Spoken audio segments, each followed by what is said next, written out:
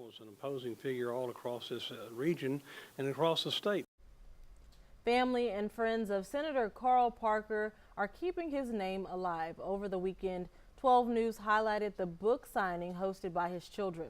Parker died in March, months before his book detailing his life and legacy had been released. 12 News reporter Kayla Shote sat down with Alan Parker to learn more about the legacy his dad has left behind. Kayla. Claysia, Saturday's book signing was successful. Those who attended got to watch an interview with Carl Parker explaining his life story. And for the politician, it all started right here in Port Arthur.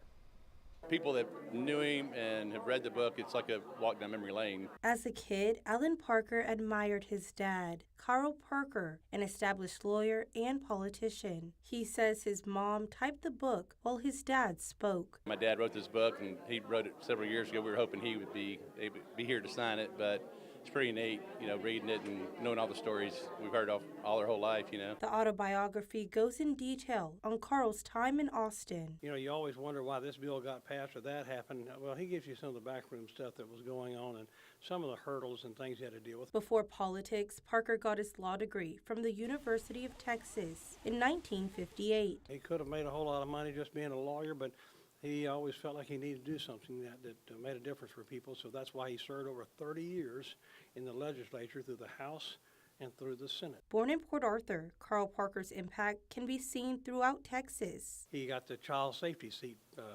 legislation passed by bringing an alligator to the Senate floor. And he brought that out there just to let them know that alligator had more legislation protecting it than a child did riding in an automobile. He had a way of making points. Parker pushed for bills impacting drainage and our ports. There's a display of Parker at the Museum of the Gulf Coast. The director, Tom Neal, says Parker also advocated for education. When Lamar State College of Technology wanted to become Lamar University, there was Carl right in the middle of that, pushing forward on that. And he had no problem at the state level going after things that he thought was good for either the people of Texas or for people of Southeast Texas. You can learn more about Carl Parker's impact on the entire state by visiting the Museum of the Gulf Coast or reading his new book titled Turtle on a Post. In studio, Kayla Shote, 12 News.